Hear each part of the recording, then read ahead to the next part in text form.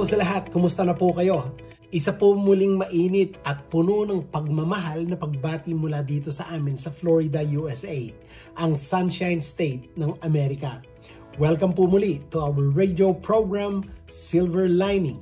Dito lang po sa ating nag-iisang Christian radio sa Baguio, DWLY 97.5 Cool FM.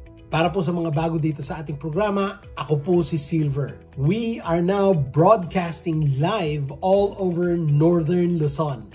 Kaya sa mga nanonood ng FB Live, kung ayaw nyo nang makita ang aking muka, pwede na po kayong mag-switch sa 97.5 FM. Binabati ko po lahat ang mga jeepney drivers, mga taxi drivers at mga pasahero na nakikinig ngayon.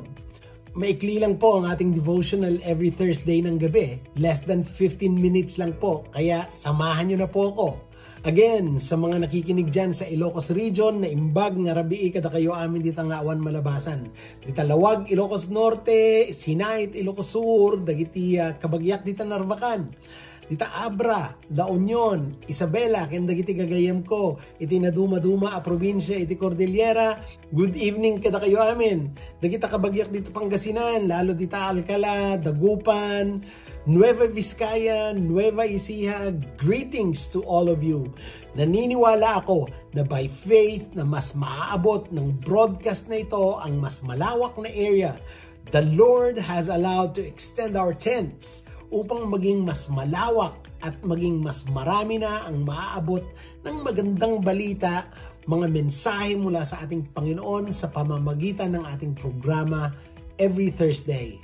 Sa mga nanonood na nag-share ng ating broadcast, salamat po sa pag-share. Sa mga hindi pa nag-subscribe sa ating YouTube channel, Silver Lining, mag-subscribe na po kayo. Libre po ito, walang bayad. Nakakalahati na naman po tayo ng Mayo. At papasok na tayo sa kalahati ng taon. Napakabilis talaga ng panahon, ano po? Parang kailan lang we celebrated Easter, tapos last Sunday lang po, Mother's Day. Oo nga pala, sa lahat ng mothers sa buong mundo, Happy Mother's Day. Last week, tinalakay natin ang tanong na, baby ka pa ba? Nag-share po ako ng mga paraan upang tayo ay mag-grow sa ating pananampalataya na hindi na tayo maging baby, kundi mag-mature na tayo. Recap ko lang po ng mabilis. Una, maglaan ng oras para sa self-reflection and examination, ng pag-iisip, ng attitude at ng mga behaviors natin. Ito ay maaaring gawin sa pamamagitan ng panalangin, ng journaling, o quiet time or meditation. Pangalawa, kapag nalaman mo na ang sinful attitudes or actions mo, i-confess mo sa ating Panginoon ng honestly and sincerely at mag-repent. Importante na maintindihan ang repentance o ang pagsisisi. Ito po, it involves not only feeling sorry sa mga kasalanan but also making a conscious decision na magbago. Pangatlo, find a Bible-believing church. Surround yourself with supportive community na mga kapwa mananampalataya na makapag-inspire sa iyo to grow spiritually. Pang-apat, gumugol ng oras para sa regular na Bible study. Talaga pong pag-aralan ang Biblia. Pang-lima, pray regularly. Ugaliin ang araw-araw na prayer. Anyayahan nyo ang banal na espiritu na kumilos sa inyong buhay upang mamuhay ka ayon sa layunin ng ating Panginoon. Pang-anim, tukuyin ang mga weakness o mga pattern of sin sa buhay mo at gumawa ng hakbang upang matugunan at maiwasan ang mga ito. At ang pang-pito, celebrate your victories. Praise the Lord always sa spiritual growth at journey mo. Gaano man ito kaliit. At laging magpasalamat sa Diyos sa kanyang biyaya at sa pagtulong sa iyo sa paglago. Yan po ang maikling summary ng ating Devo last week. Sa gabing ito, ang Devo natin ay tungkol sa mga mothers dahil Mother's Week pa rin po ngayon. Alam niyo ba na ang Mother's Day ay malungkot at mahirap para sa mga ibang ina? Marahil may mga nanay na nakikinig o nanonood ngayon sa ating programa ang nakaranas ng pagkawala ng anak. Maaring nawala ang anak dahil sa trahedya, dahil ang ina ay nakunan, o marahil ay dahil sa sakit. Maaari ring nalulungkot sila dahil nagda-drugs ang kanilang anak, nasa maling mga grupo, na ang mga ina ay nagsisisi dahil ang feeling nila hindi sila naging mabuting ina. Maraming umiiyak na mga ina sa Mother's Day dahil sa malungkot na karanasan. Ngunit nandito ako ngayon to encourage you, mothers. Alam nyo ba na walang perfect na tao? Walang perfect na ina. Walang perfect na tatay. Walang perfect na anak. Malamang, ang iba sa inyo sasabihin, si Maria na ina ni Jesus ang perpektong ina. I'm sorry, but I do not agree with that. Don't get me wrong. Si Maria ay kahanga-hangang ina. Pinili siya upang maging ina ng ating Panginoong Jesus. She's a special woman, but she's not perfect. But she is the right person for the job. She is the right person to be the mother of Jesus. Katulad din siya ng mga ibang nanay na hindi perfect. Sa mga nanay na nakikinig, you are the right person for the job. You are the right mother for the job. Ngayon, pag-usapan natin si Mary kung bakit nasabi kong siya ay hindi perfect. Kung meron po kayong Bible sa tabi nyo, buksan nyo po sa Luke chapter 2 verses 41 onwards. Ito po ang sinasabi doon. Bawat taon, pumupunta ang mga magulang ni Jesus sa Jerusalem para dumalo ng pista ng Passover. Noong 12 years old na si Jesus, muli silang pumunta doon gaya ng nakaugalian nila. Pagkatapos ng pista, umuwi na sila pero nagpaiwan si Jesus. Hindi ito namalayan ng magulang niya. Akala nila'y kasama siya ng iba nilang mga kababayan na pauwi na. Kaya nagpatuloy sila sa paglalakad ng buong araw. Sa bandang huli ay hinanap na nila si Jesus sa kanilang mga kamag-anak at mga kaibigan. Nang malaman nila na wala si Jesus sa kanila, bumalik sila sa Jerusalem para hanapin. At sa ikatlong araw, natagpuan nila si Jesus sa templo na nakaupo kasama ang mga tagapagturo ng kautusan. Nandun siya, nakikinig siya sa kanila at nagtatanong. Nakita niyo ba ang ibig ko sabihin? Nawala ni Mary si Jesus. Hindi lang isang oras, hindi lang isang araw, kundi 3 araw. Hindi po madali ang mawala ng anak kahit saglit lang.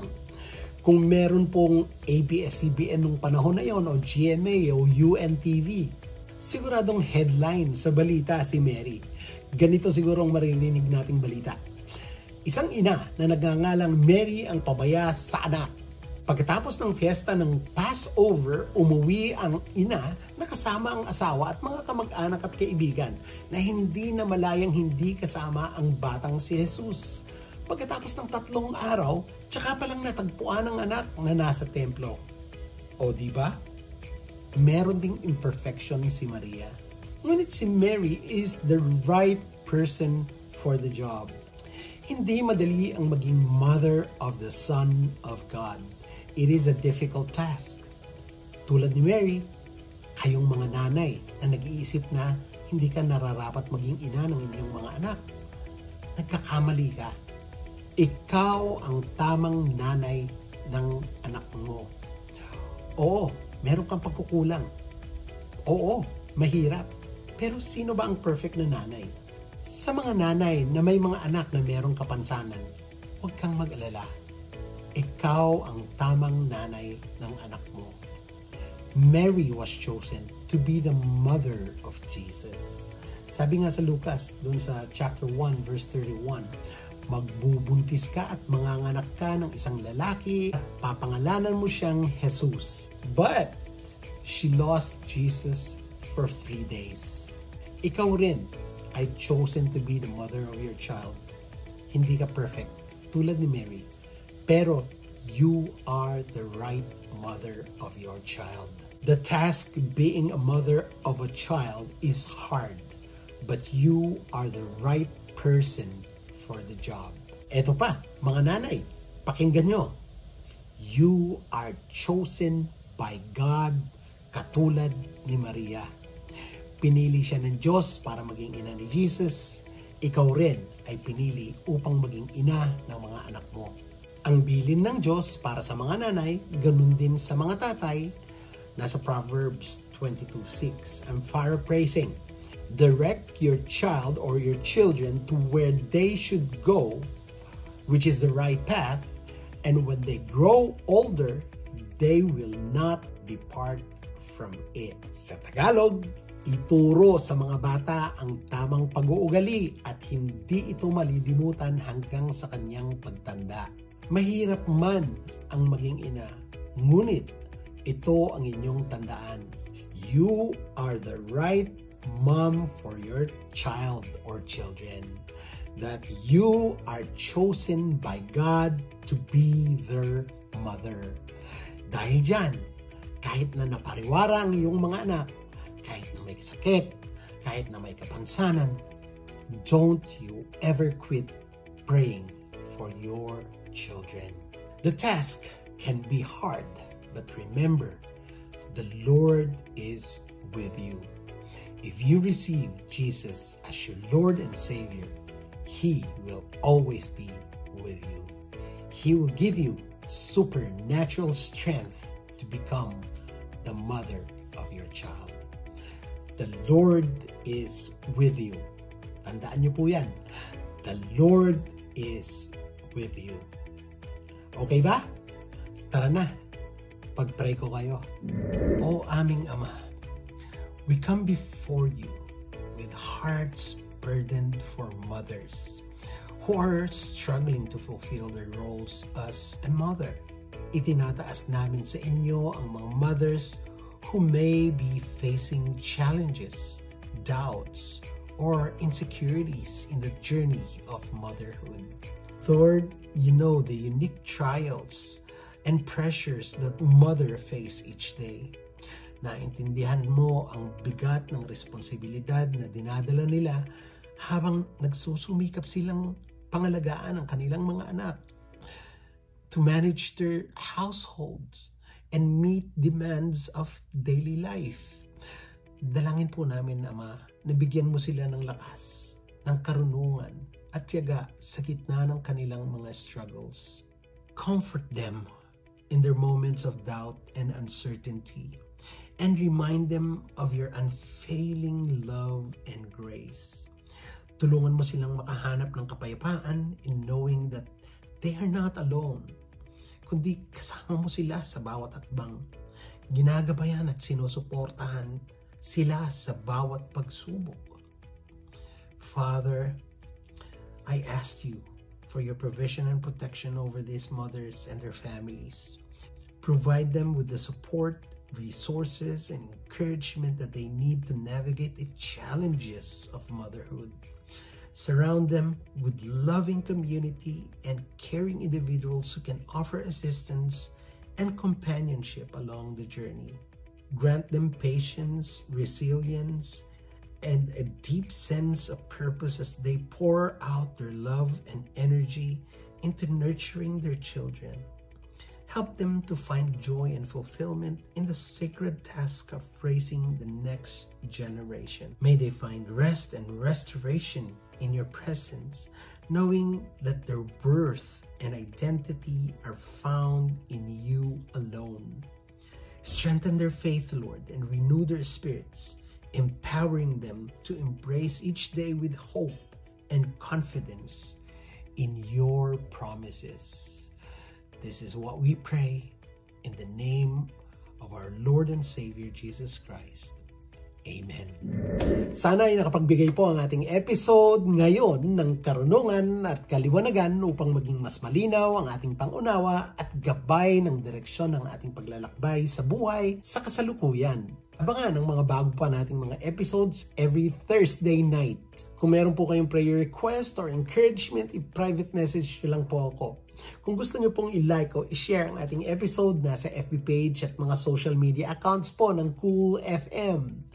Mag-subscribe na rin po kayo sa aking YouTube channel, ang Silver Lining. O nga pala, sa mga gustong mag-friend request, hanapin nyo lang po ang Silver Lining o kaya Silver PM sa Facebook. I-message nyo lang po ako. And for sure, we will be friends.